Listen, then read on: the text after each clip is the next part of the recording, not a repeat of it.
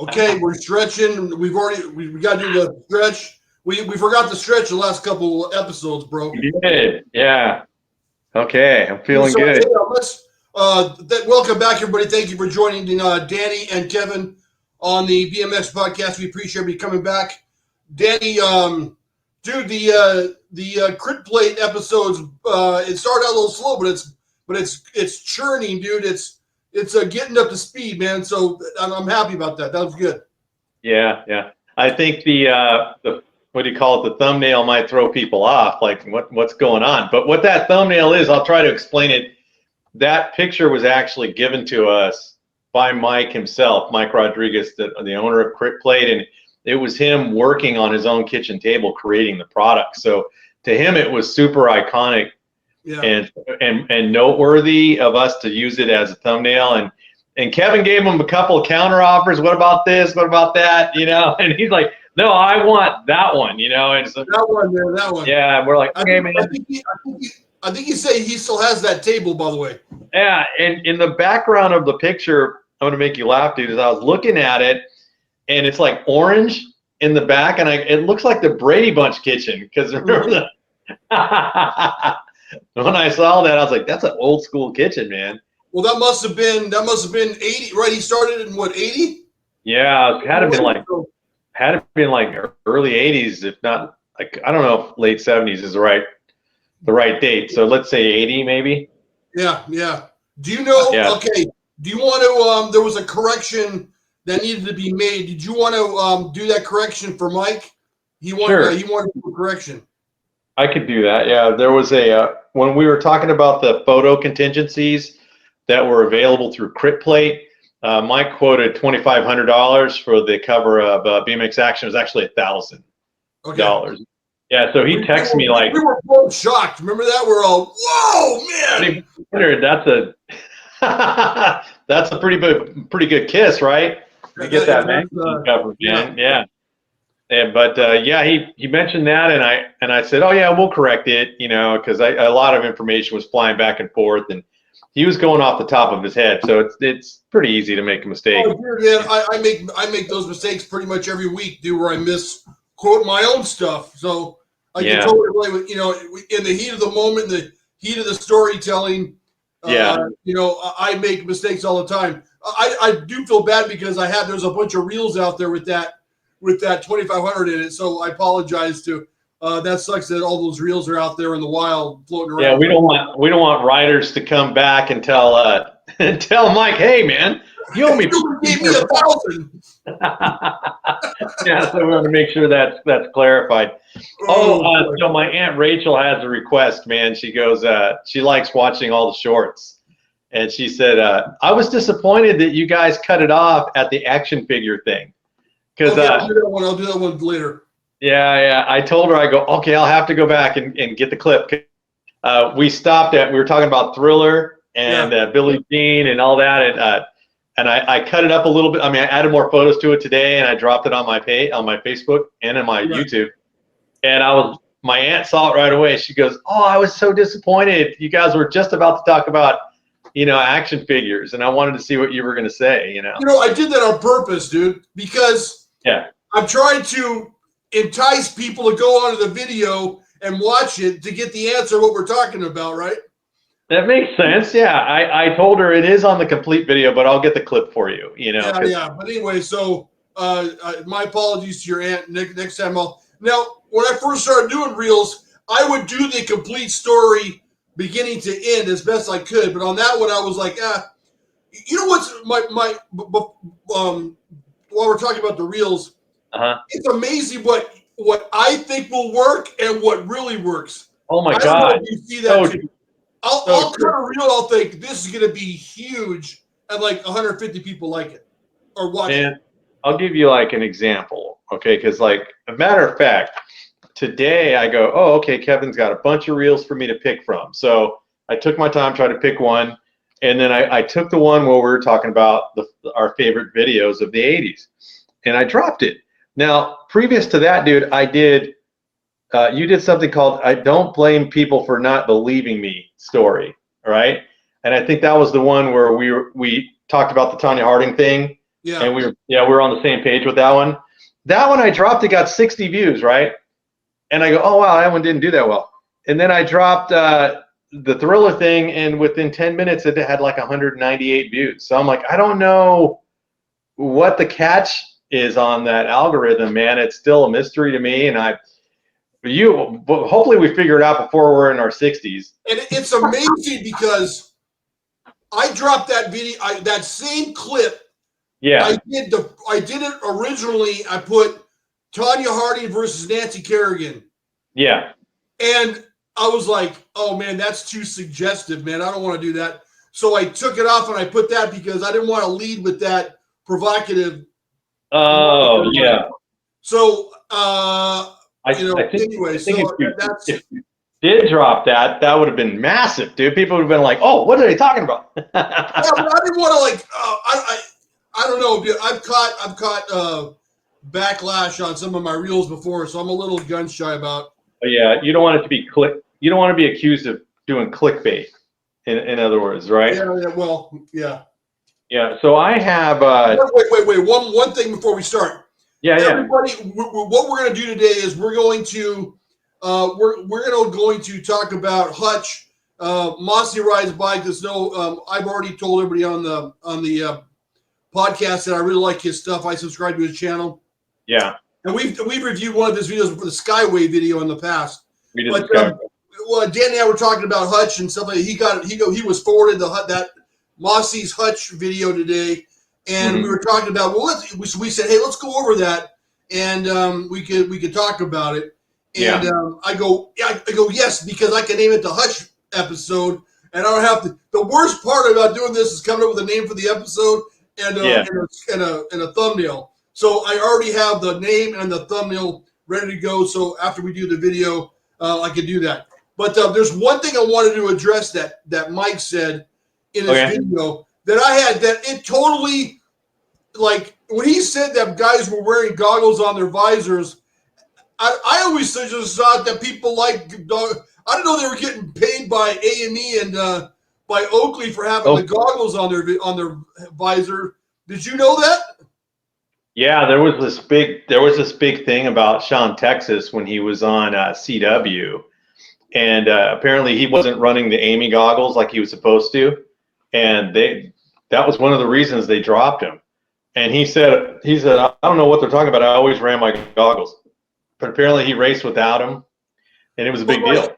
But Mike was saying how guys had their goggles on top of the visor. Yeah, guys like Terry Tennant did that because they don't necessarily want to wear the goggles, but they still have them on their helmet. Yeah. Travis Chippries did it too, I think. Yeah. A lot of guys in the past did it. I didn't put two and two together all this time, dude. I just thought, hey, they didn't want to wear their goggles at Moto, so they put them up. I never realized that they didn't want to wear them and they were getting paid for it. Yeah. I did it when I was first started racing. I kind of put some old Scott goggles on the top of my helmet, just because somebody gave me those goggles and I didn't want to use them. So I just put them on the top.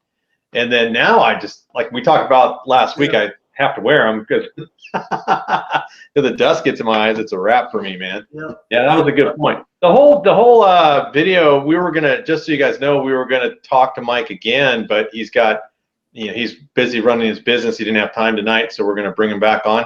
But I thought that interview was really good, and it was one of those unique interviews where we didn't even play a game. We were just like, let's just let him talk, for the whole thing. And he went a solid hour and a half, and he still has stuff that he wants to talk about. Yeah, dude. I'm before we talked to Mike, I said on one of the previous episodes that I hadn't even heard of Crit Plate until 5 years ago, and I he gave me a little bit of ribbon before we started recording. Yeah. Were you on before he came on?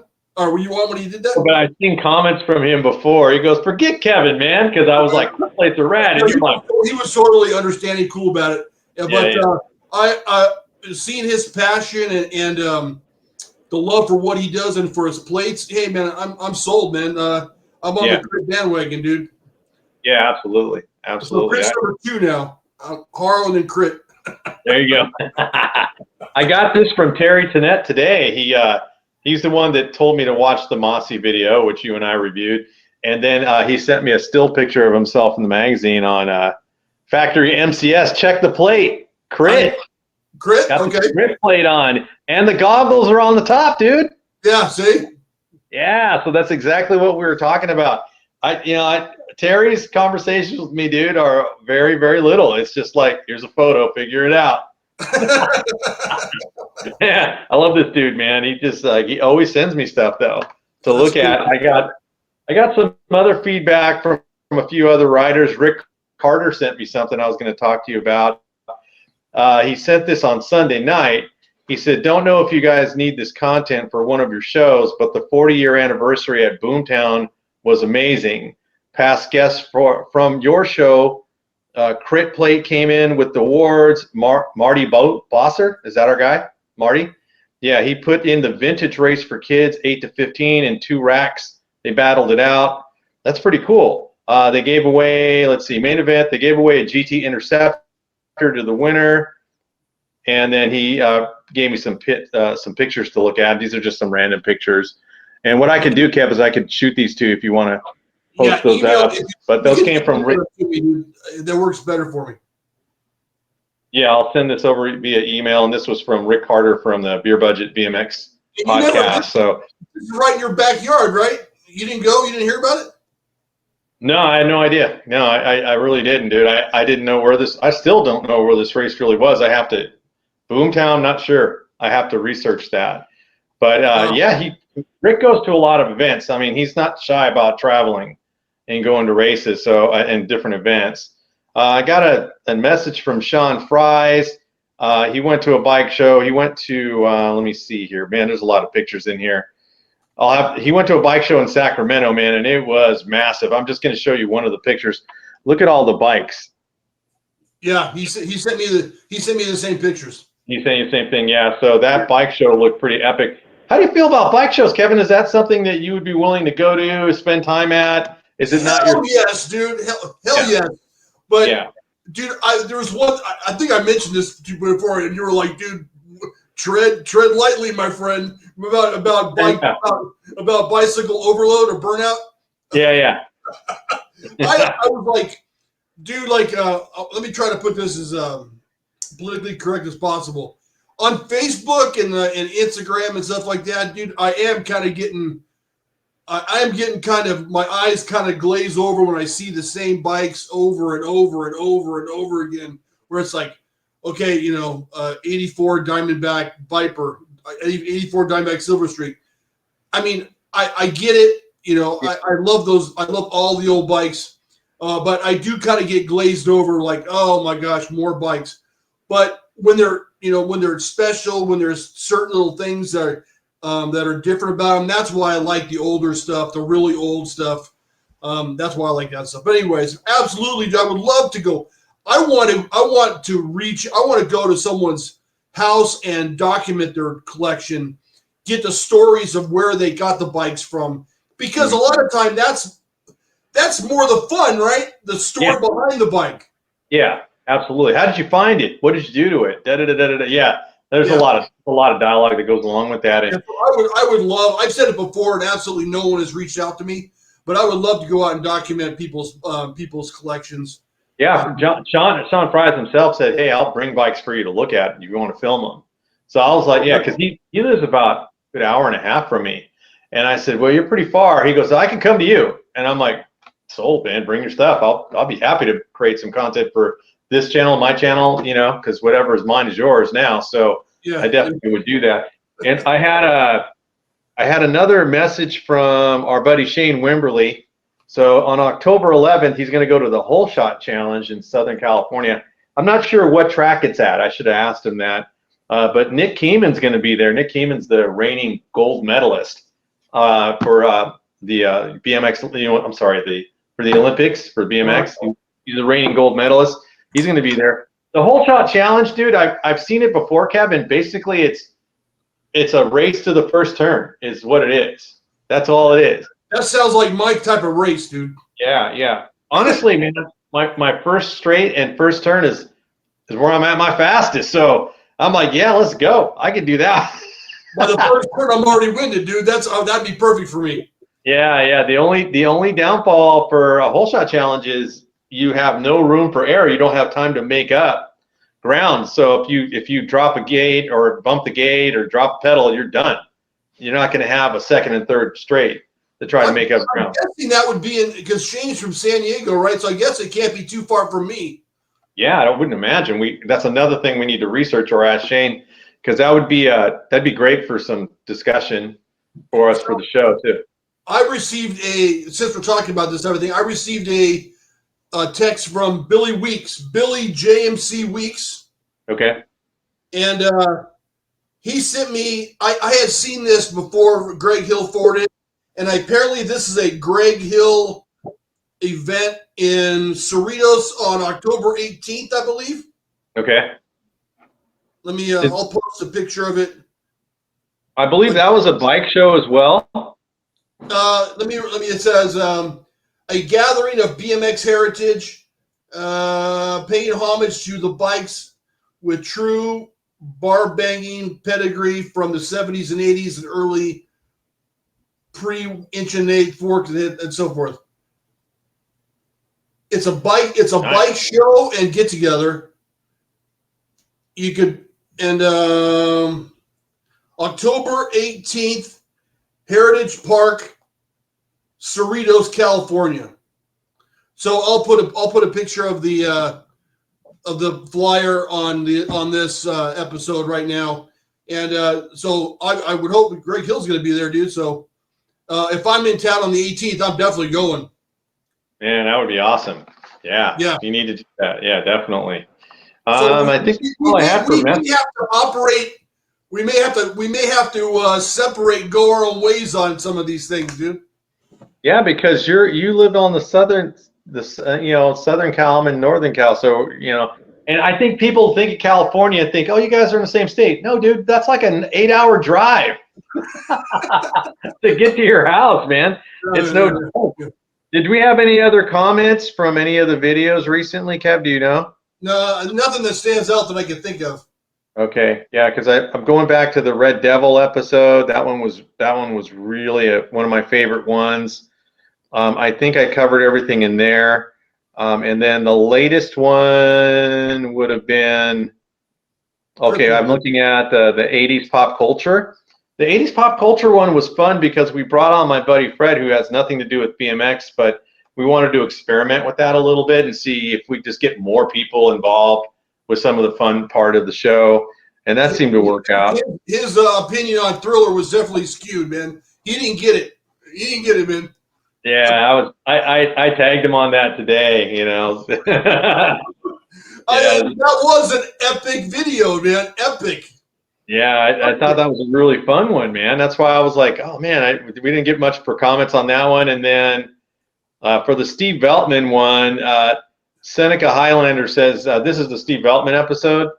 The Nellis and Ed Fountain tracks here in Las Vegas are right first turn tracks. Remember we were talking about left turn, right? I got my ass on that one, dude. Nellis is an old school style, all dirt track. Fountain is more like a speedway track, is what he was saying on that one. So that's an interesting comment. Yeah, that was one of my mistakes. That was a stupid comment that I made. That I still don't know. Okay, if it's a right hand turn, okay, are the gate lanes always numbered left to right, 1 to 8, or on either turn? Yes, right. I feel like it's always left to right. Lane 1 is always on the right, and then it goes across. No matter what side, no matter what the first turn is. If the first turn is to the left, lane 1 is still on the left, right? If the first turn is to the right, lane 1 is still on the left. I'm going to agree with you, Kev, because I can't think of any other scenario where it was left to right to left. I can't think of a scenario like that. So I think you're right. You understand what I'm saying, right? Oh, I 100% know what you're talking about. Yeah. So we had one comment it came from Little Jerry Seinfeld on the crit episode. He goes, my first crit plate was a South Carolina state number plate, circa 1984 and 85, NBL, South Carolina. Pretty cool. Yeah. So anyway, I should have prepared for that. I could keep digging through those, but I'm going to stop right now. We got a lot of stuff to cover. It sounds like you got some of the good ones. Yeah. All right. Okay, man. So we wanted to talk about now before we get into this next portion of the show. I want to put a caveat out there saying I didn't do my own research on this. I watched the video, right? I didn't read the book. I watched the movie. Yeah. So full disclosure. So whatever was in the video, I'm basing my comments on that. And we're going to be talking about Mossy Rides Bikes, Hutch, whatever happened to Hutch BMX video. It's good. It's interesting, dude. I took a lot of notes. So if you don't mind, man, I'll start from the top and you can stop me and we'll go from there. Yeah, go for it. It says, so the whole thing with Hutch started off with Rich Hutchins Jr. and Keith Hutchins. They were into motocross in the 70s. So back then in the 70s, I guess BMX was in its infancy stages. So they had, in the infield of the motocross track, they had small BMX tracks. So that's how the Hutchins boys found BMX. So that's how Saddleback and all those started because of motocross.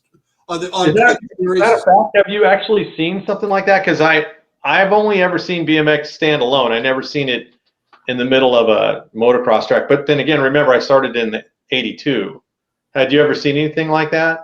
I don't think it was in the middle of a motocross track, but a lot of those old Saddleback videos with the guys riding full suspension frame and forks with Moto Mags, a lot of that was from Saddleback, Indian Dunes, and a lot of those things. So I don't know if it was literally inside the motocross track or adjacent to the motocross track, but there's definitely motocross related. All of them, all the early ones.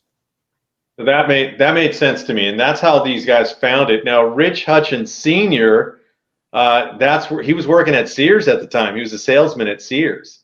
I got that part. I think appliances. I think he sold appliances. Yeah, that's probably. It just said salesman, so if it's appliances, that's good because I didn't know that part.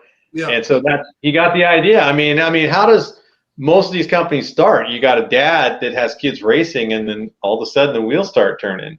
But the thing about Richard is it got big, which I'm going to tell you about here in a second. Well, here's what I found out. Now, okay. I thought that he had started square one with a bike shop with the mail order, and then went into manufacturing in another bike shop. You're missing the He had a bike shop in the 70s, then went into mail order, then closed the bike shop, and then went back to a bike shop, then closed mail order to manufacture. Do I got it right? Yeah, for the most part. And then I'll bring up that sequence. All right, go ahead. You're on the right track though. So let's see. They were out of Maryland. So if you're going to be into BMX in the early 80s, being on the East Coast might be a small disadvantage, seeing that most of the major manufacturers for BMX were in California. So their being on the East Coast is what kind of inspired him to do mail order, because he's ordering parts for his kids through mail order, and then that other riders and racers are seeing what they have. Where did you get that? I had to order it, and that's kind of where it got the idea for the whole mail order business. So here's what ends up happening. He decides to open a bike shop, like you're talking about, right? So let's see. What order did I put this in, Kevin? Okay, here we go. Mail order parts from the West Coast. Things started rolling. Mail order was going so well. He closed his bike shop. So he opens a bike shop, starts running it. Yeah, the mail order business is obviously is lucrative. So he decides, I don't want the bike shop. I'm just going to do the mail order business. Does that sound right so far? So far, I think we're right. Okay.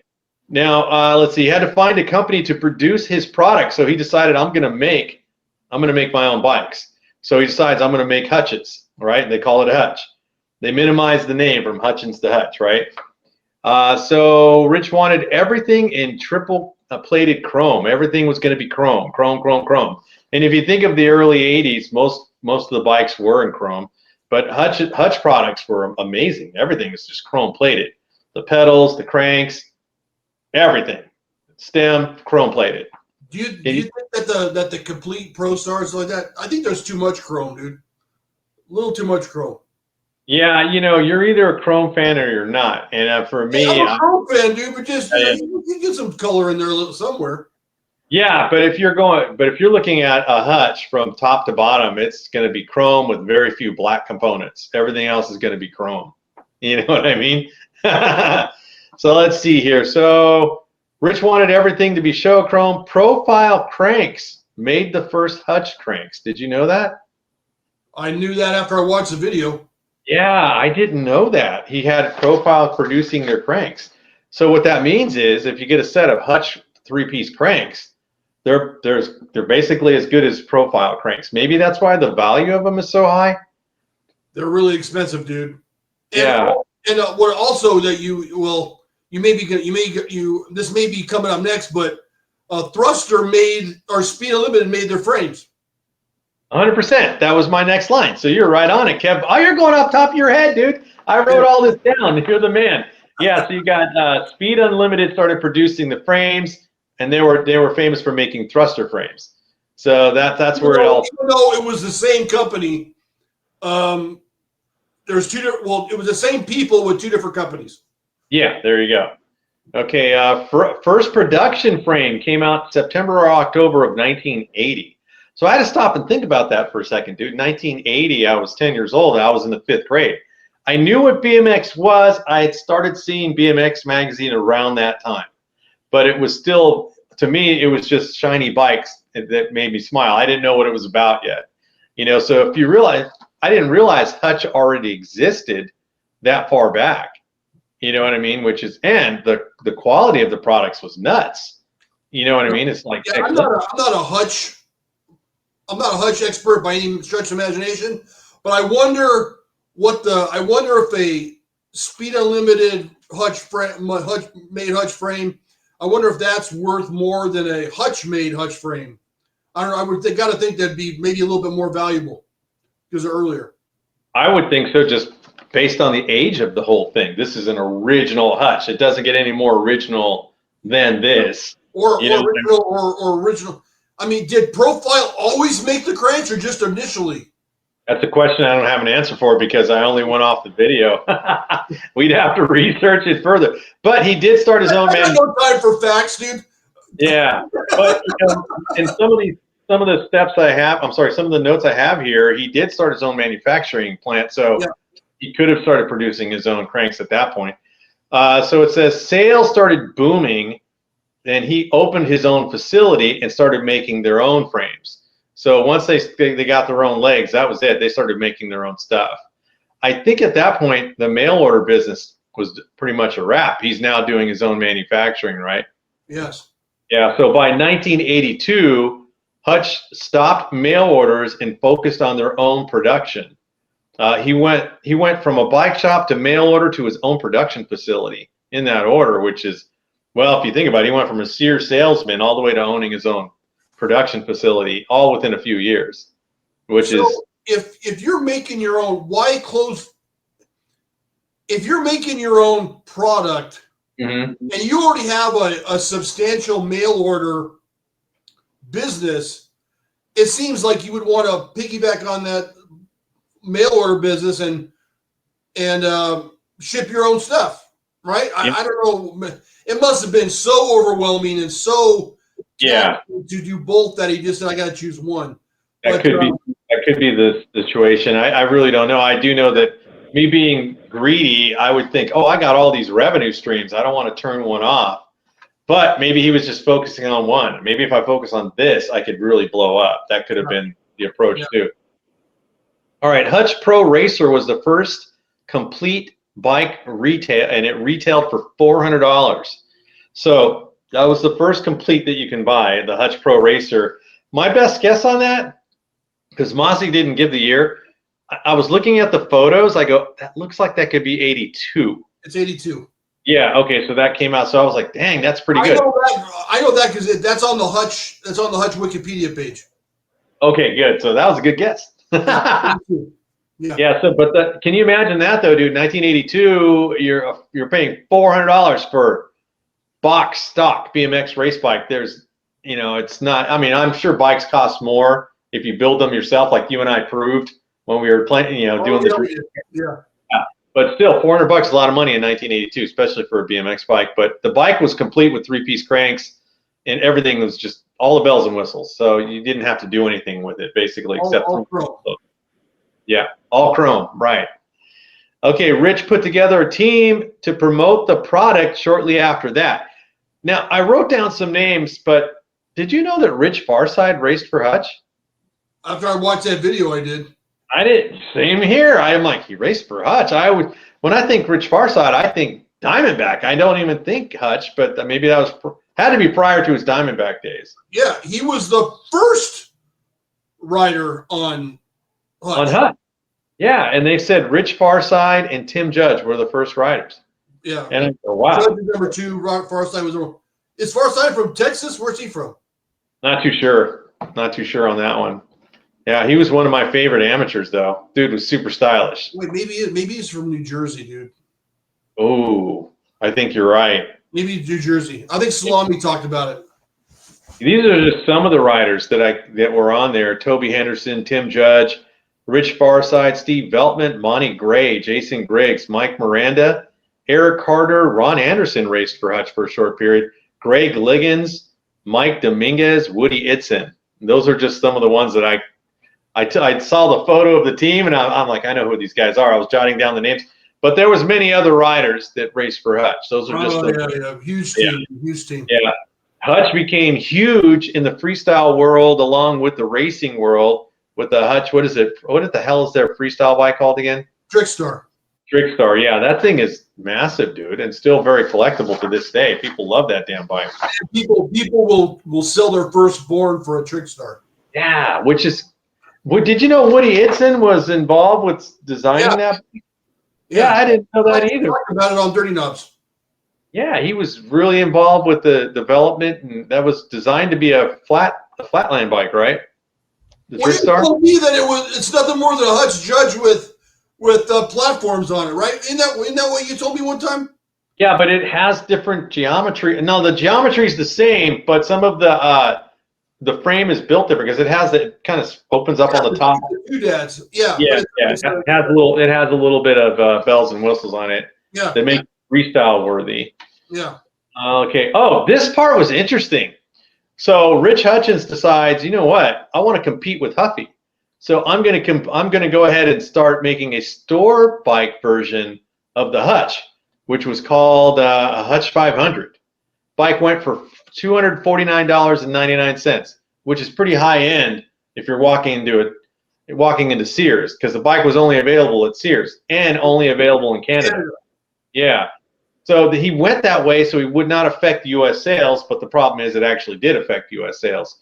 But did you know that you can go to Sears and buy a Hutch? I did not. I knew that recently. I knew that before I watched the video, but I did not know that he sold them in Canada. So I learned that in the video. Yeah, that was exclusively Canada. They showed a picture of the bike in a Sears catalog, and it's got its own page. If you look at the bike, you could tell it's a little bit downgraded, right? But it's still a pretty high quality bike for what you can buy at Sears. And so I thought, man, that's pretty cool looking for a Sears bike, you know? Here's a crazy question, dude. And I'm going to pose this to the YouTube world. Okay. Why can't you make if you're gonna make a cheap bike, why can't you make a cheap bike look like a good bike? Why do you got to make it look cheap? It's got to come down to cost. It's got to come down to product. The cost for the products to make the bike is probably what's. Yeah, let's think about it. You're buying tubes for a frame, right? Yeah. Top tube, bottom tube, head tube, bottom bracket, shell. It doesn't matter how long, what they look like, none of that stuff. You're buying each individual piece to assemble or assembled. Why can't you make a frame that looks decent with just shitty materials? Why do you got to use shitty materials and make it look shitty? I never understood that, dude. What? That is such a good point. And, if you take, with what you know about BMX bikes and what I know about BMX bikes, if I was to get, let's say, a Team Murray out of let's say out of Toys R Us, I know enough back then, even as a kid, to hop up the parts and make it look better. I could make it look better, and with very little effort. Yeah. From a manufacturing standpoint, say I'm the Huffy brand manager, and I go to Taiwan or wherever the hell these bikes were made, or Hutch or wherever, and I say, you know what? Use the shittiest materials, use high-tense steel, whatever. I don't care. But just make it look good. Yeah, don't make it look shitty. You make a good point. Come on, man. I mean, you're buying a pair of handlebars. They're bent, they're welded, stuff like that. Yeah. Make them look good. Don't make them look like shit. I don't understand. I think that it comes down to just the geometry itself. Use the same products, just use this geometry. Yeah. Which you make a really good point. So, like, let's say you buy a Diamondback Viper, which was the bottom of the line Diamondback, right? It's still pretty quality looking. I could just say, hey, make my Huffy look like that. With you know what I mean? With those parts. Yeah, that makes sense. I get what you're saying. Yeah. Good point, dude. Never even thought about that. You know what I mean? I'm sure I'll get emails on that one. Yeah, you're going to get some feedback. Now Rich Hutchins had big regret. It affected U.S. sales. He did not like the Hutch in the Sears catalog, so apparently that was pretty short-lived, right? Trickstar was designed by Woody Itson. Woody put all the input into that. You and I talked about that.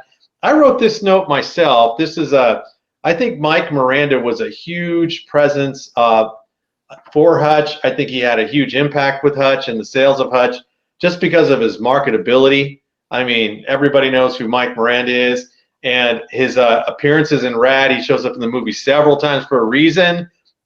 The dude is just super marketable, right? Can I comment on that? Can I comment on that? Absolutely, yeah. I've never watched the movie, dude. So I thought. Jesus, dude! How many times have I told you to watch Rad? Hold on, man! Don't blow a gasket. I always thought that he was a stunt rider. I never knew that he played himself this whole time. I thought he was like a stunt rider in the back, with a different uniform on or something like that. I had no idea that he played himself in the movie. No idea, dude, until I watched that video. Wow, that's okay, dude. Yeah, you and I. So here's what's going to happen, okay? There's always Rad Day, the anniversary of Rad. It comes out in the movie theater. Just go see the movie, man. Okay. Yeah, and it's on YouTube. It's like an hour and a half of your life, dude. We have a BMX podcast based on. Okay, I swear, I will watch it. I like messing with you, dude. Okay, so William Bellis Sr. purchased Hutch. It was announced in the BMX Action July 1987 edition. He said he had already owned 25 different companies when he purchased Hutch, and it became a division of Columbus Cycle. Although they did say that Rich would still run the company, it was owned now by William Bellis and Columbus Cycle. According to what I got from Mossy's video, Rich and his wife didn't really care too much for Bellis, and they didn't like that they started producing the bikes overseas. So that kind of, and I guess in their eyes, that cheapened their product when they started sending it over to wherever they sent it to have the bikes built. Yeah. But I mean, most bikes are sent overseas, and I kind of get it because the cost to build them is much less. So if the bikes were all produced in the U.S., yeah, you could say it's from the U.S., but it's going to cost a lot more. I mean, look at S&M Racing. Their stuff is all produced in the United States. But I will give it to Chris. Most of it. I didn't know that. I thought it all was. I don't think it all is, but Fit definitely is overseas, I believe. Oh, is it really? Yeah, Fit is the sister company for S&M. I will give it to S&M though, because even if you get a brand new frame and fork from S&M, it's not going to break your bank. It doesn't cost like a carbon fiber frame. It's like $400, $500, $600. So you can get a pretty killer frame. What are these new GTs called? These new Craig Turner GTs? They're like $1,000, right? They're up there, dude. I didn't even go on his website and look because I wanted one, but I'm like, man, that bike's probably going to cost a mint, and you have to get it powder coated. It comes raw. Oh, really? Yeah. So They don't chrome them. It's all raw. It's all raw, yeah. So you have to either get it chromed or get it powder coated, which most people are going to go for powder coating because I think you told me the cost is not that bad to get it powder coated. Yeah, a lot more durable. Yeah, and I mean, I wanted one from a sense that I go, they're pretty sick. I love those frames, but you got to go old school on it, side pull brakes and the US bottom bracket, everything's old school. Although I think they sell modern versions of it too. Yeah, I wonder how much an American-made Craig Turner GT was. I don't know. Does he make 20s or 26s or 29s or everything? Everything, yeah, okay. Everything, yeah. So I mean, if you're going to get a 20-inch, my best guess probably 700. That's my best guess for a frame and fork. Frame and fork, or just frame. I think frame and fork, but man, we got to go on the website and look, dude. I don't want to misquote. Yeah. Okay. Anyway. But I would say you're going to look to pay anywhere from $600 to $700. Just to be fair, that's probably what you're looking at. Let's see. After the end of the '80s, they went back to the name Hutchins. They had to go back to the name Hutchins because some company called Hutch Sports USA actually sued them because he was using the name Hutch. Didn't know that either. No, that's crazy, huh? Yeah. So 1992. I never knew that there was a name with a Hutchins name on it. Did you? Yeah, it was towards the end. It was Hutchins. Yeah, they had to drop. I remember that. So I was like, oh, why is it Hutchins now? So hypothetically, was the team already dissolved by this point, or were there guys at Nationals with Hutchins jerseys on? I think it was pretty much dissolved at that point because by 1992 they were a wrap. They closed shop. So pretty much at the end of the '80s. 92. What's that again? You said 82. You meant 92. Yeah, 1992 was a wrap. So the end of the '80s was pretty much the end of Hutch, unfortunately. I'm just wondering if everybody showed up to the Grands with a Hutchins jersey on. It probably didn't happen. Could exist because I feel like I've seen him, but don't quote me. I'm going off memory here. Okay. A gentleman by the name of Jay Betch purchased Hutch in '92. He also owned Revcor. I'm assuming. I'm unclear about that. And then from 2020 to 2021, I guess Hutch products are still available. If you go to High Performance Hutch, you can still buy Hutch products. I know that for a fact because I've seen the Cruisin' 808 guys. They're doing a pink Hutch right now, and so you could still buy the bikes. Frame and forks, nothing complete though. At that point, the 808 guys, you know them, right? I met them. I don't know them personally, but they're always nice. Whose video were they in? They've been all over the place, dude. They've been a Hall of Fame video, I think. Are they at the Hall of Fame? They were at Dirty Fest, but I don't know if they were at the Hall of Fame. There was a podcast. I think it was the one I talked about. I don't want to mention the name, but it might have been that guy's podcast. I don't know. Could have been. Yeah, and we have they're nice guys. I talked to them while we were at Dirty Fest, and then I messaged them on one of their videos from Dirty Fest. I go, hey, I'm in the background, man. I can see myself filming my own stuff. I'm going like this, filming everything behind them. And he goes, yeah, man, I'll subscribe to your channel. So they subscribe to my channel. So they're pretty cool dudes. Yeah. All right. But they're really into the big bike scene, man. They only do, the 29ers, 26ers, and they ride all the time and they build awesome bikes. I'd like to see them do some 20s, but I think they go for comfort nowadays. You know what I mean? Built for comfort. Built for comfort. I'm not a big bike guy. I appreciate that they're out there and whatever gets kids riding bikes is fine with me, but I just don't, I don't know. They don't look as cool to me. I don't know how you feel about that. There's something about. We've talked about this a couple times. It's just not the same, dude. Not the same. Yeah, it's like, do you want a Porsche Carrera or do you want a Porsche, or do you want a. Yeah, there you go. Yeah, you want an Escalade or do you want a Porsche? There you go. They're both nice, right? But I kind of want the sports car versions. That's why I drive 20-inch.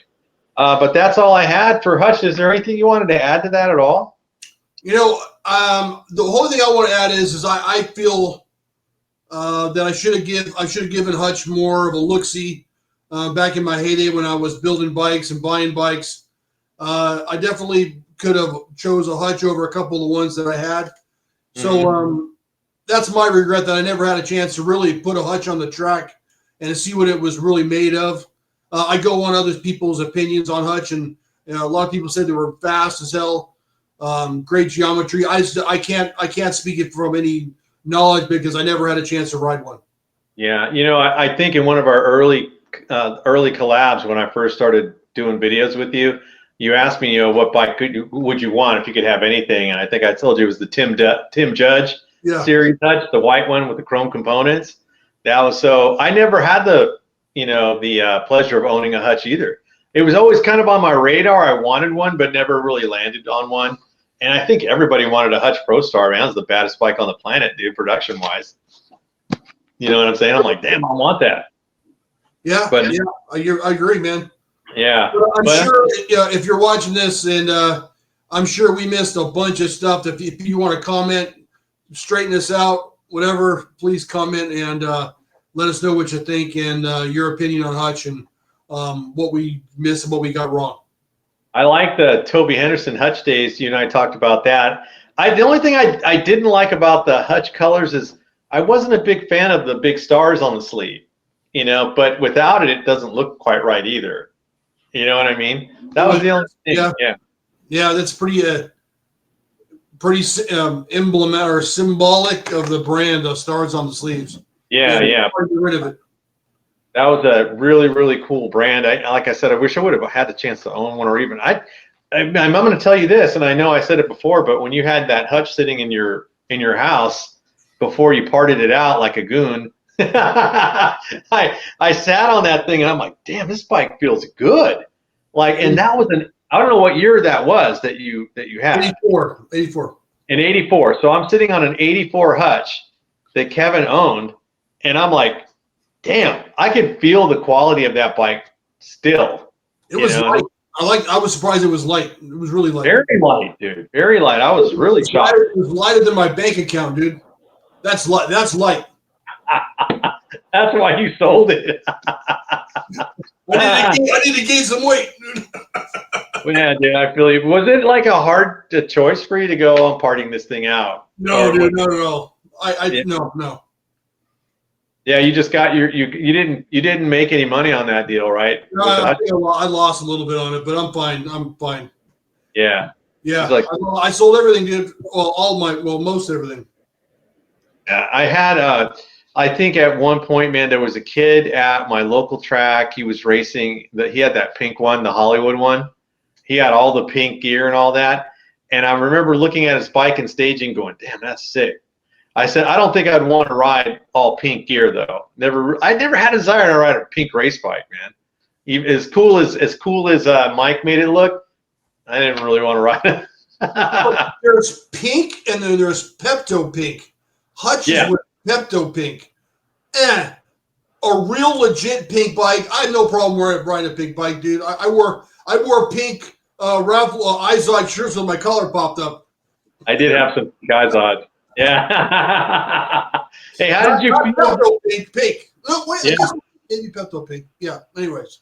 What did you think about, going on another subject, what did you think about the fluorescent colors that started becoming kind of popular towards the later 80s? Dude, loved it, man. Yeah. I think Kuwahara had released a line of bicycles that were all fluorescent colors. And I remember BMX Action testing that bike. And the pictures looked amazing just because of the colors of the bike. I wish I could find the magazine. If I can, I'll have to show you some of the photos. But it looked awesome because the colors just popped on the pages because of those, the big bright pinks and oranges and greens or whatever. It looked amazing. Yeah, I thought the green auburns. I always thought they looked bitchin'. Yeah, absolutely. Oh yeah, those look cool, like Kawasaki type colors. I thought that looked really, really cool. Yeah. So, you want to move on to some comparisons here, or you got anything? Yeah. Let's do some random comparisons, man. Random comparisons, man. And if we could, do you want to do this differently this time, Kevin, where I give you a choice of what you prefer, we discuss it right then, or do you want to just go through them all like we normally do, discuss at the end. Let's do it right then. We'll talk about each one right then. Yeah, I thought about that today too. Yeah, I was like, I wonder if we should do it different. Okay, so that way I don't have to repeat them all to you. So I was thinking of Greg Hill for this first comparison. Did you prefer Greg Hill on GHP or GT? Oh, GHP, man. What? Why do you think that? Well, I think GHP was a much more. It was his own gig, right? So I'm going with him. That I like GHP better. And I always thought that GT was like. I'm not saying that they didn't have quality stuff, but they were everywhere, man. Like the Corvette, right? Everybody has a Corvette. Yeah. Kind of like that, but like a GHP was more like I don't know, maybe like a Porsche or something. I don't know. It was just a little bit more elusive, a little bit rarer, a little bit more panache to them. That's all I like GHP. I'm going to use a Kevin quote on this one. I think it was gangster that Greg said, "Forget you, GT. I'm going to do my own thing." I thought that was gangster. That's your line, right? That's gangster, dude. That's gangster. There you go. You do it better. That's gangster, yeah. So for him to go, hey, I know I'm established. I'm in all the magazines. I'm on Factory GT, which is the premier team at the time. And he goes, I'm going for it. Dude, that took a lot. I don't know what was – I wish I could ask Greg, boy, what was going through your head that night before you had that conversation with Rich Long and you were deciding, I'm going to do my own thing. I'm going to roll the dice on myself only. That's massive, dude. Yeah, he talked about it. He talked about it on the Dirty Nuts podcast, I believe. Yeah, I just kind of I always wanted to know deeper. Dude, what were you thinking? Did you sleep that night? Was it a tough decision? How long did you mull that over? I mean, that was a big deal. Because I thought my memory serves me that he was in contract negotiations or something with GT, and Rich Long dropped it on him. He didn't even bring it up. Rich Long is like, if you're going to start your own company, I'm going to put you out of business. I think it was, or did he go in and say, I'm starting my own company? I think it was along the lines of him getting ready to buy a house, and he needed to show proof of income and of employment, and they were going to basically put it all on paper. And he was thinking about his dad was already doing Star Bars, and I think that's when Rich Long said, "I know what you guys are up to, and if you try to go do your own thing, I'm going to crush you." And I get it, but the way I look at it, man, is let's say you're an executive at Apple. You're guaranteed this mega contract, this mega salary, and you decide, I'm going to make my own computers called Kevin Technology. I'm leaving. That's the only thing I can kind of compare it to, man. It's you made that jump. That was massive. I always thought that took some guts. That's why one of the things I admire about him. Yeah, maybe it didn't work out, but GHP made a couple comebacks. I still have a GHP, obviously. Yeah. And he did his thing. It just ran its course, and I think he lost interest in the whole thing after that. Anyway. Yeah, GHP. All right, next topic. Let's crash that one. I agreed with you, by the way. Stu Thompson. Did you like Stu Thompson as an SE factory rider or Redline factory rider? What did you think? SE racing, dude, all day long. Yeah. So let me give you a scenario, Kevin. You're racing for SE Racing. You are the man, the premier pro, right? And you're making, let's say you're guaranteed, I don't know, $40,000 a year in the early 80s. And here comes Redline. Redline's kind of a juggernaut, right? And they say, "Hey, Kevin, you're the baddest pro right now in the U.S. We'll give you $100,000 if you jump. What do you think?" I'm jumping, dude. Yeah, no brand loyalty on that one, huh? No, dude. No. Yeah. And I'm just saying from a layman's term, from an outsider looking in. Yeah. I'm absolutely in love with the history of SC, and that's what choose SC. I've had my issue with, but I wouldn't say I'm not riding that FN Pro line. I'll tell you that. I want my own frame. Yeah, I get Stu's move. I mean, at the time, he was the biggest thing in BMX. if somebody's putting a truckload of money in front of you, of course, he's in his 20s, he's going to take it, and look what it did for Redline, man. He was probably, he was in early 20s, man. Yeah, okay. Yeah. So it was a good move from him. But if I owned SE Racing, I mean, I would have did what I could to keep that dude. I've been like, what if I offer you like 10% of the company? I don't know. Would you do something like kind of like a Shark Tank thing? Yeah, what if I give you 5% of the sales and 10%, I don't know, something to get that guy to stay on? I wonder if that's ever happened. I don't know. I just made that up. I mean, if you're the owner of I wonder if that's ever happened where someone got a piece of the company. That's a good question, man. If any pro out there or any BMX historians have any facts on that, I'd love to hear that, dude, to see what they. On the other hand, I've heard nothing but horror stories about everybody that tried to start their own BMX company, right? It's always like, you try to screw me. Even Mike said they try to take my company away from my partner. Trying to get so I feel guys getting their own signature frames, not getting paid for them. Yeah, inventing C posts and not getting paid for them. I would imagine trying to get part of it. Yeah, you're probably right. You're probably right. That would be that. No, that would be the ultimate come up, right? Like you racing for Redline, and then says, okay, if you stay with Redline and I don't go anywhere, I'll give you 2% of the company. Yeah, man, that would be pretty sick. And you know what? It's a great move for a pro to take advantage of that because let's face it, dude, a pro BMX race career is very short. You got from the point where you're about 18 to about 25, at least back then. So if you're still racing at that high level and you're in your late 20s, that's hard to do. In the 80s, it was. It's more common now. You see guys that are still out there just killing it still, and they're in their 30s. So I mean, I guess it is what it is. But you're gonna have. Yeah. So I mean, I guess the moral of my story is make hay while hay is there because you're only going to get this much time to grab that, to grab as much money as possible. You know what I mean? Absolutely. Yeah. Okay. Next topic. Do you prefer local racing or nationals? Local. Yeah. You know what? From the cost aspect of it all, local racing is hard to beat, right? It doesn't cost much, and you get to have a lot of fun racing. I only went to one national, dude, so I choose local. Yeah. But you know what I prefer, dude? Honestly, I like local racing's state championships, Gold Cup qualifiers. They're so fun.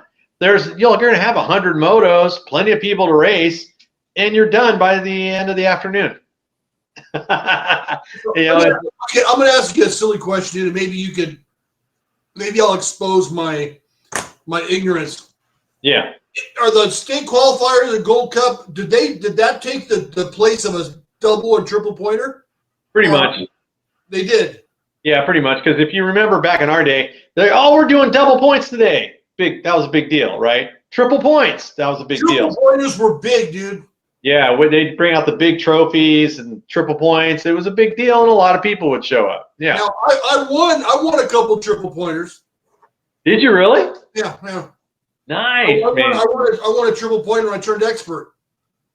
Wow, Kev, that's an accomplishment, dude. I was a 16 intermediate, and I won a triple pointer in Barstow, and that's how I got an expert. I got on me. Hell yeah, dude! I love triple pointers. I love that, dude. You did that well at a triple point race. That's hard to do, man. That's really hard to do. I was thinking about this the other day. The War of the Stars in Azusa, that was a huge race. Right. Now, I always kind of I'm overcritical of myself about my on-track abilities, but I look back on that race, and I made the main easy. Like, I don't remember how many gates of 17X were there. But yeah. I remember that I won 2 races, and I got a second in one of my races, and I made the main easy. So, looking back on it, that's not a cakewalk. That War of the Stars, that's a serious race. 100%. So I think maybe I was a little bit better than I thought I was. But I made the main. Yeah, dude. It sounds like you were. You don't give yourself enough credit, man. factory So intermediate. yeah, I'm going to kind of agree with you. Like, so I was going to share a story with you on this topic. So I saw this interview with Billy Crystal years ago, right? And he talked about his first experience when he walked into a Major League Baseball park, saw the grass for the first time, saw how clean the infield was, the perfectly chalked lines, the uniforms, all that.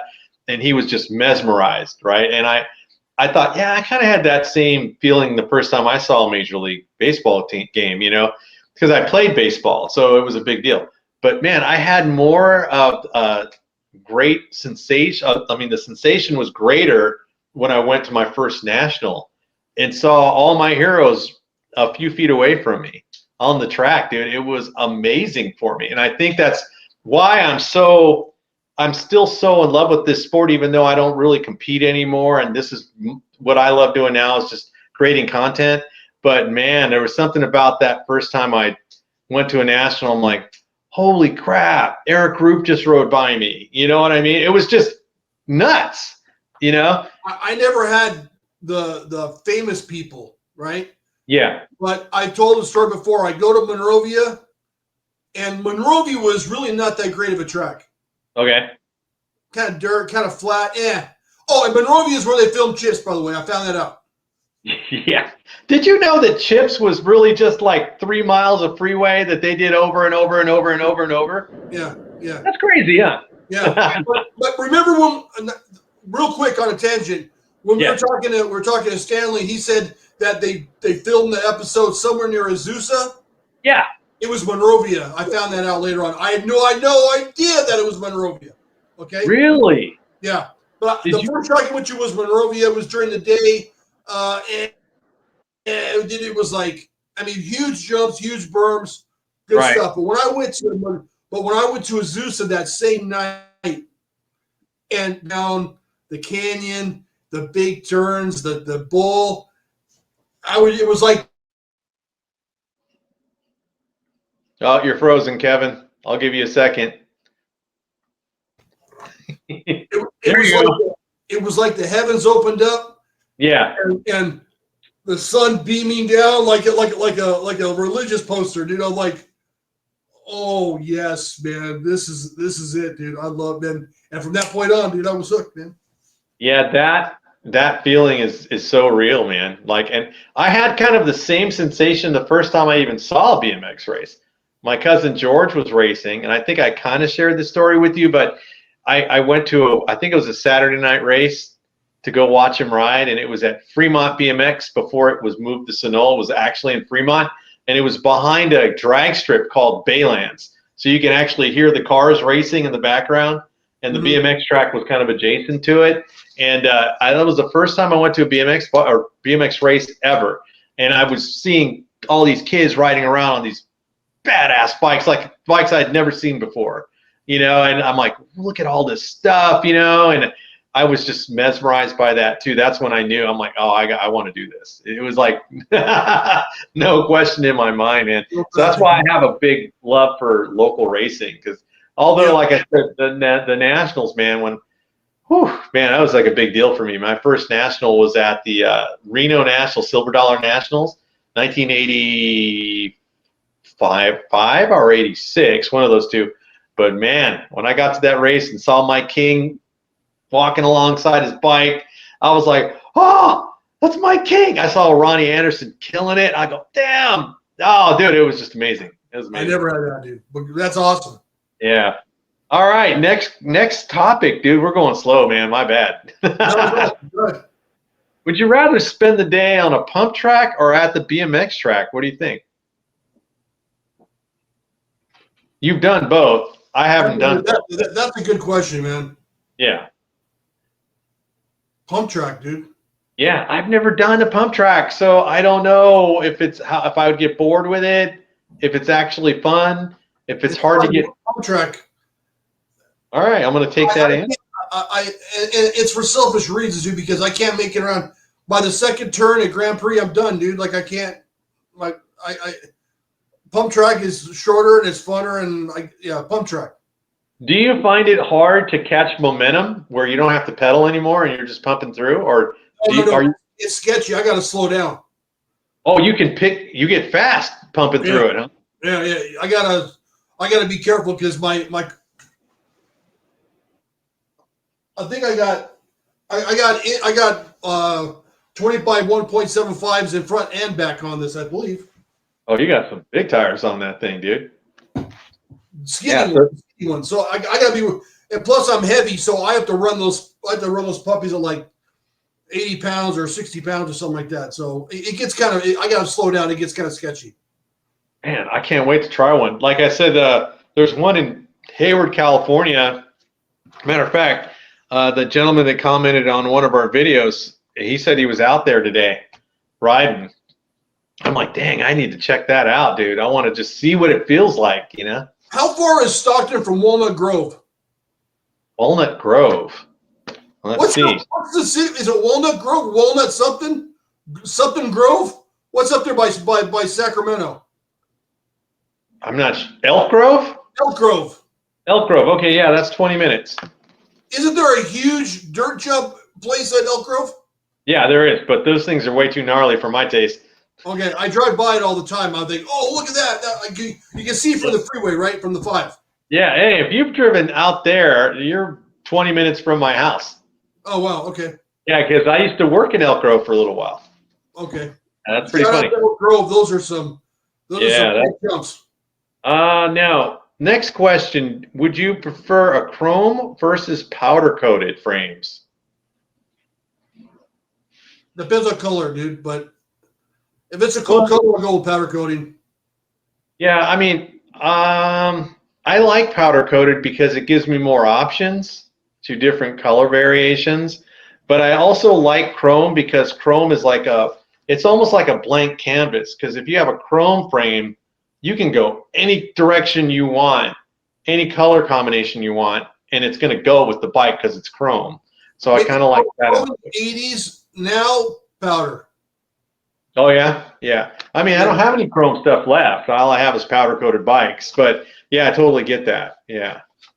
Pretty good question. It seems like every bike now that's chrome is a shitty Huffy, dude. Or a Royce Union or something, dude. Like, I don't know, man. Dale Holmes' stuff is sick. Have you seen his bikes? No, what does he have?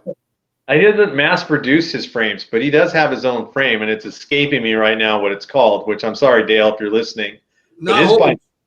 Huh? Not Holmes. Dale Holmes, yeah. He has his own. It's not named Holmes, though. No, it's not. No, it's named something completely different. It's just escaping me right now. I'd have to look it up, but his stuff is pretty awesome. Yeah, and it's all set up for disc brakes and everything. Oh, wow. Awesome. Okay. Yeah. Did you prefer racing with socks or no socks? Socks. Yeah, I'm a socks guy. I did see a lot of guys in the 80s, dude, Vans, no socks. And to me, I thought, damn, I feel kind of exposed. I know socks don't save you from much injury, but I don't know, dude. I just feel like a little more covered. When I rode and jumped, no socks. But race, socks. Good point, man.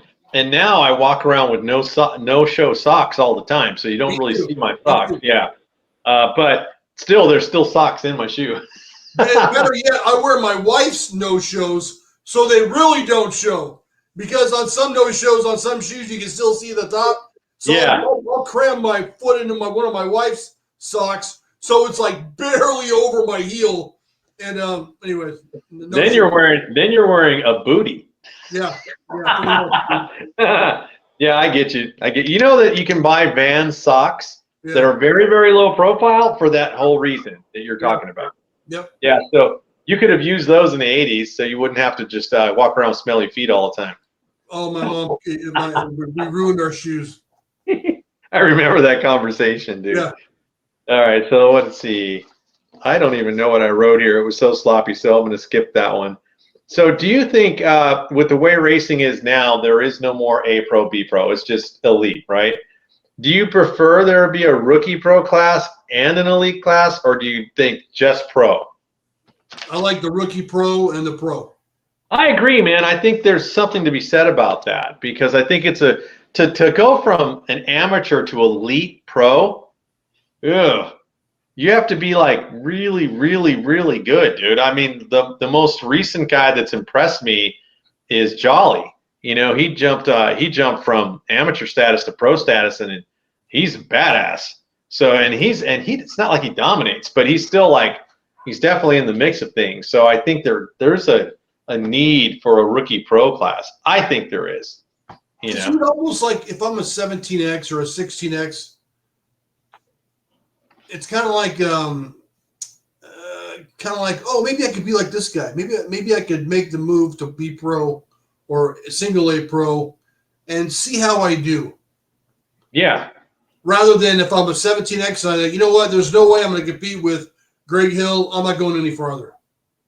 100%, dude. So that's what I'm talking about. Now you've got almost no motivation to try to transition because you're like, it's too much of a jump. I'm not going to be able to do it.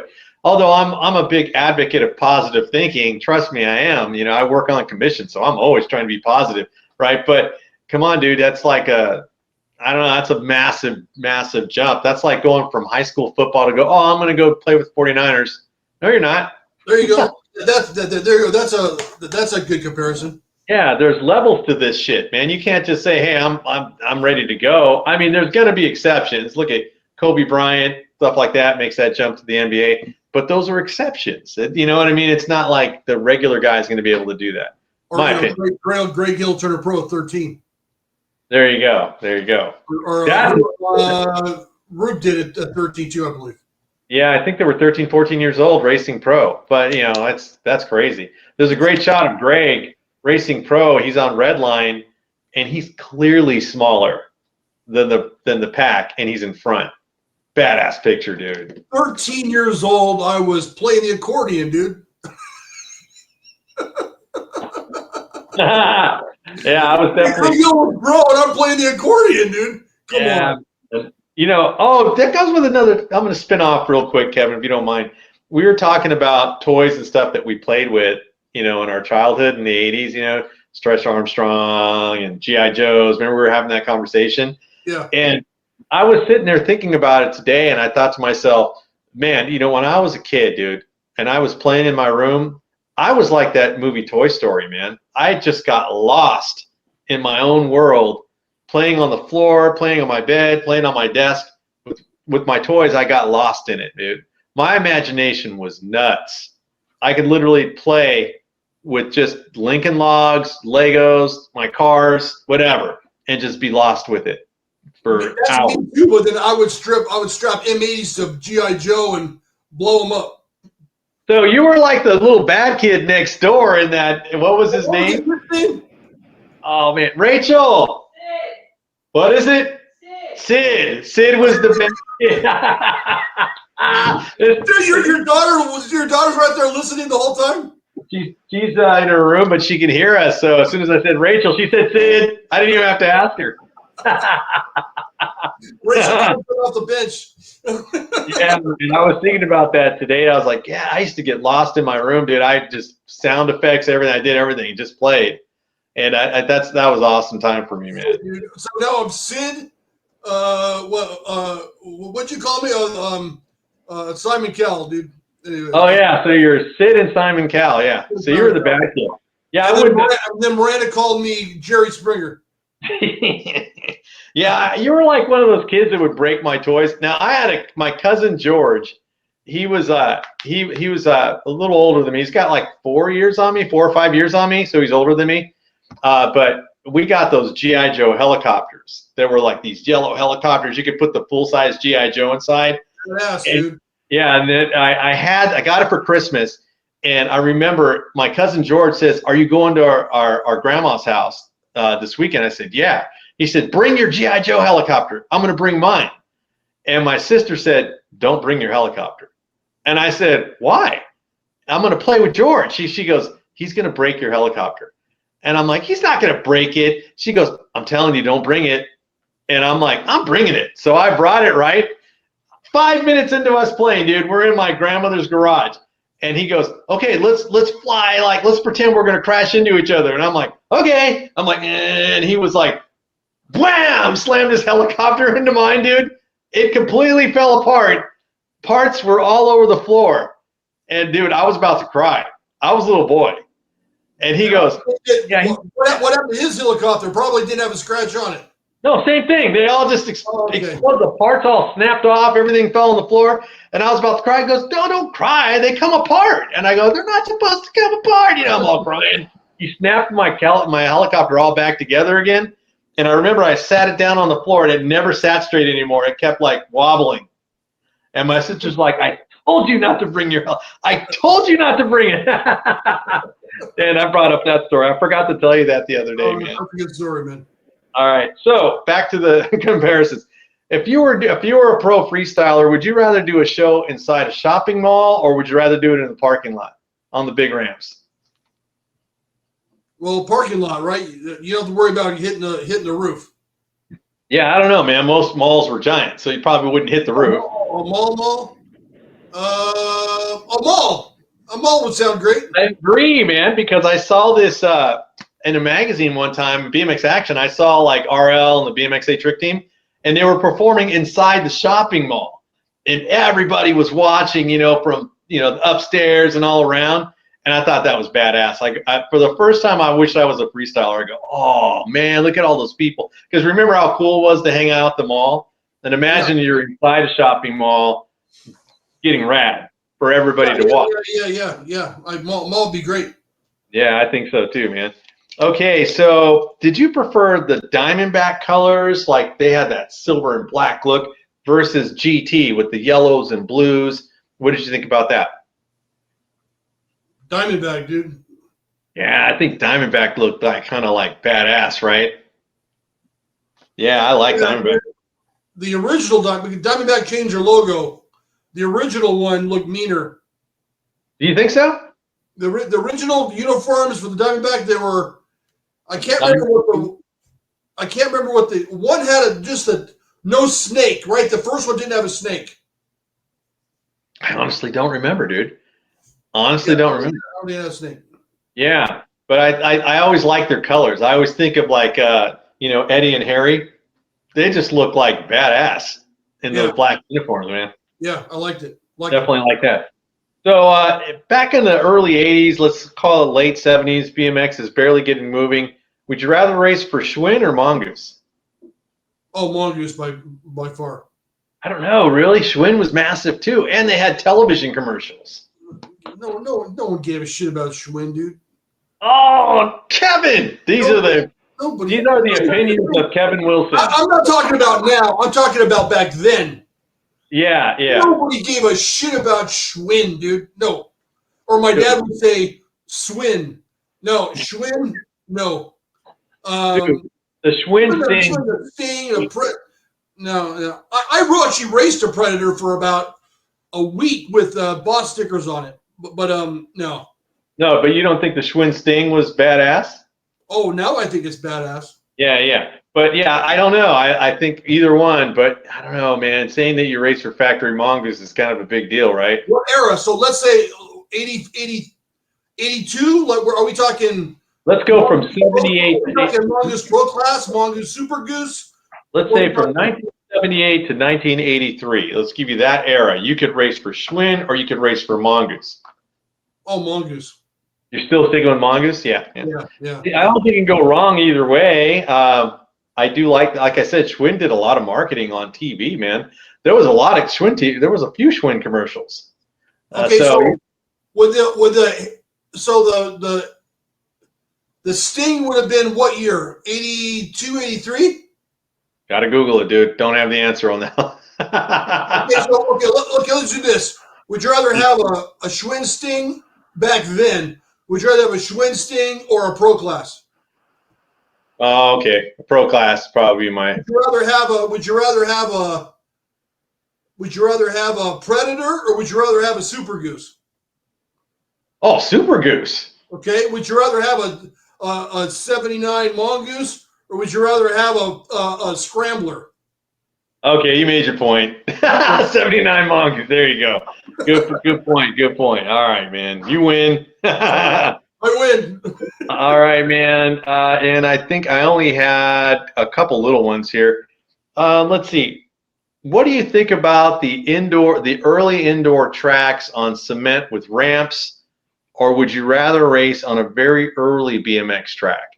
So if you have your choice to go to a national. One's going to be indoors, let's say at the Cow Palace in San Francisco, but you're going to race on concrete and ramps, or you can go racing it on a small dirt track somewhere. What do you think? I'm so glad that I never had to race indoors, dude. It looked horrible. Didn't even look fun. It looks difficult, right? It looks like it would be anything but fun. Yeah, I don't know if it would be. I think it would be fun from a certain aspect, but when I did a review on some early BMX racing, and I think it was a Jag World Championship. It was on concrete and it was indoors, and I felt like everybody was crashing. Like as soon as you got speed going into a turn, there was a pileup because there's no actual berms. It was just flat turns, and it was kind of stuff that we would emulate as kids. We would find an empty parking lot and make a course. So that was kind of how we. I can deal with the flat turns. It's those stupid wooden jumps that I would not want to deal with. Like I don't want to deal with this, man. They don't transition very well. If you hit that tabletop fast, you're gonna hit flat ground. But I did notice guys like Stu Thompson were technically speed jumping them. And I thought that was kind of trick. That guys to show you that their riding capability was much higher than the average guy. True. At least that's what I noticed anyway. True. No, you're right. All right, you can get an entry-level bike in 1983. Do you want an MT Racing or Scorpion?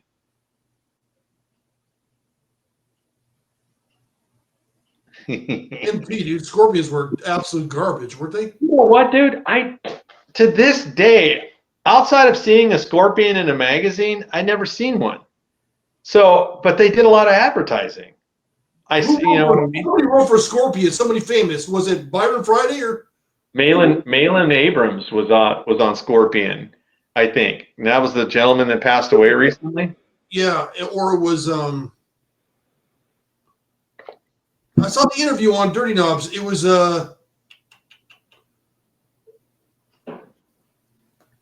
anyways, it might maybe Lee Medlin? I don't know. It's possible. But I don't know what it was. Maybe was it not a West Coast thing? Because I just don't remember people riding Scorpions. Oh, I remember in the magazines, but I never saw a Scorpion in real life, dude. No.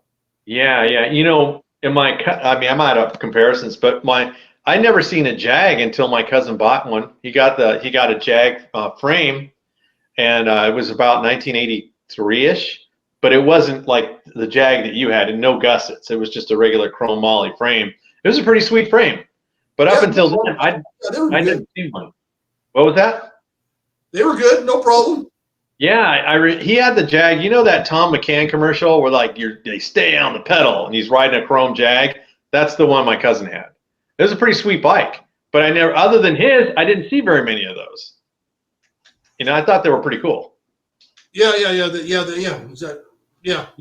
That's all I got tonight, my man. We covered a lot at an hour 23 minutes, so we did it. Oh man! So what do we want? How do we want to close up the episode? I got one question for you, dude. Yeah. You go to Thrifty's ice cream. Well, what flavor are you choosing? What's the best Thrifty's ice cream? What was the best flavor? Rocky Road. Rocky Road? Okay. Yeah. Mocha almond fudge, dude. That was mine, dude. Mocha almond fudge. Now, did you ever try to pay off the ice cream scooper to put a 4 scoop on? Dude, I would never even attempt 4 scoops of ice cream on an ice cream cone. That's just insane. That thing's going to be like that tall. I think a triple was 55 cents. And we would give them like 75 cents for a 4 scoop. And we used to do that. I scooped ice cream for about 2 weeks after I got out of the Marine Corps, dude. It was the worst job I've ever had in my life, dude. So you went from defending our country to saying, do you want sprinkles on your ice cream? Not sprinkles, but scooping ice cream. And the worst part is when when baseball teams show up for ice cream after the game, and there's 50 people in line, and you're like, and you got ice cream all up your arm, and you got ice cream on your face, and it's like trying to scoop the stuff, and then yeah, dude, I did it for about 2 weeks. I said I can't deal with this shit. I quit, man. Yeah, there was I worked in a lot of roundtable pizzas. You know, I did about 5 years of working in roundtables, and there was something about softball season, dude. I could not stand it because we would get like slammed, dude, with customers coming in after the games. Now this is adult softball, right? So they're buying beer, they're getting drunk, but our sales were great that night. But I'm gonna tell you a quick story, Kev. You want to hear this? Yeah.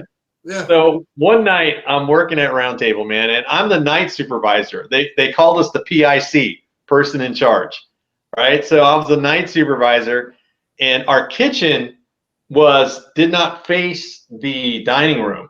So like if you look out the kitchen, you're just gonna see a wall. The dining room was to the left, right? And man, we must have had 3 or 4 softball teams in there. And they were buying beer. They were going through all my mugs. I had to keep washing them. And then we had to tell them, we got to let the mugs cool off, blah, blah, blah, blah. But anyway, those guys, dude, stole furniture from the store on my shift. So the night is over, right? I mean, they're all gone. It's almost 11 o'clock. We're cleaning up the mayhem in the kitchen. It was just destroyed. My boss walks in. His name was Mike. And he goes, Danny. I go, what's up? He goes, why is the front door open? And I go, I don't know, man. I haven't been able to even go out there and bust anything. He goes, I'll be right back. So he goes back in the dining room. Then he comes back. He goes, so you're missing like 3 tables, three tables and the chairs. I go, what? What are you talking about? Those suckers, man, propped open the door, right? It was a glass door. They propped it open, put a chair underneath it. And they took out 3 tables. Those tables were about, I don't know, they were big enough to have 4 chairs around them. They were little square tables. They took 3 sets with the chairs. They were just gone. I was like, he's like, how in the hell do you let people steal furniture from the round? Like, that's a whole new story for dining and dashing. Yes, dude. They took furniture. I was like, there were wooden tables and chairs. I mean, I don't know why anybody would want them, but I guess if you don't have a dining room table, they'd fit right in an apartment probably, right? You know, I was so embarrassed, dude. I go, I have no excuse, man, other than the fact that we were so busy, I couldn't go in there and see what they were doing. He goes, you got to pay attention, man. You're in charge. You know, you got da-da-da-da-da-da. I was like, all right, man. I'm like, all I would tell him, sorry, dude. He goes, that's all I ever hear from you. Sorry, dude. When they get together now, they probably still tell that story. Dude, you remember when we stole tables from Roundtable? I know. They're like, we got it from that kid that wasn't paying attention. That had to take a lot of effort, dude. You're picking up the table. You can't pick it up by yourself. You need at least 2 people. And they just carried them out, loaded them on somebody's truck, and took off. Dude. Yeah, that's funny. Wow. Yeah. And then how does that conversation even happen, Kevin? Hey, we should just take these tables and chairs. I mean, who does that, dude? I'm gonna enjoy clipping this part out of the for the reel. That'd be fun, dude. I gotta figure out what I'm gonna name it. All right, man. Well, an hour and a half. That's about our limit, right? Yeah. So, you want to share what you do when you're not with me, bro? To tell people what you're all about. Yeah, man, you can find me on Danny Pena BMX Racing on YouTube, on BMX magazine reviews, and then BMX video reviews, all BMX content all the time. I got Mike Miranda coming through on the clutch for me, man. He said he heard me say on one of my videos, I go, I'm running out of magazines. I don't have much left. I really don't think. I think I reviewed everything I've got. And he calls me up and says, hey, man, I went to a bike shop that's closing, and I scored 6 BMX Plus magazines from 1981. I was like, what? He goes, I will loan them to you. So I have to return them. But he's going to mail them to me. But he also said, what I'm going to do is take Post-it notes and put notes on things for you so you can have even more content. I was like, dude, how awesome is that? How awesome is it? He did not have to do that. That is cool. Yeah, I was so grateful. And I now, Kevin, I'm kind of paranoid because somebody's been going into our mailboxes because our mailboxes are across the street and breaking into them. So I have to make sure when he mails it, I better be checking the mail like every day, because he autographed BMX Action cover for me when he was on Torker, and he's all clicked up, and he mailed it back to me, and somebody stole it. What? So yeah, man, I never even got the magazine, because he told me, hey man, I mailed your magazine. I'm like, thanks, Mike, and I never got it. And then I assumed it got lost, but then I found out later somebody's been opening up the box and taking mail. So I've been having to. I live in a nice neighborhood too, but there was a guy. Somebody caught him the other day opening up the mailbox, and the dude set a little alarm on his mailbox door, so when you open it, it would chime his phone. So he runs outside. He goes, "Hey, what are you doing?" "That's my mailbox." And the dude jumps in his car and leaves. And he said, "I threw a rock, one of my river rocks from my yard, and put a big dent on the side of his white car. So if he comes back in the neighborhood, I know who he is." Oh wow, dude! Wow. Yeah, sorry, Kev. I'm spinning. Sorry. You know what I was thinking about was you know how we had Mike on to do BMX trivia last Christmas? Yeah. Maybe we can make that an annual tradition here on the channel, dude. Where we play Mike every Christmas for BMX trivia. That'd be kind of cool if you want to get back on. I think that would be amazing. We should probably put that bug in his ear now before he gets too busy. Yeah. And say, hey man, can you just come on and just do an annual Christmas thing with us? Because that would be fun. And now you and I are way more polished. Way more polished, dude. Yeah. Nice. Well, everybody, from Getty and myself, thank you very much for sticking with us. We hope that you enjoyed their show tonight. And if you would like to support the channel, you can check it out at BMXPERTS.com. You can grab a shirt, a hat, and support the channel. You can subscribe here or there. Danny, how are your subscriptions coming along, dude? Well, I went from 935 to 936 back to 935 again, so I don't know what the heck's going on, man. I've been stuck at the 930s for a while, so hopefully that'll change pretty soon. But I'm going to keep putting out content, man. I mean, every YouTube how-to video I've watched always says don't be obsessed with your subscribers. Just keep putting out content. So we're still obsessed with it. But, we are? This channel is up to 1,113 as of the filming of this episode. Nice, man. Let's keep like 3 or 4 new subscribers since last week.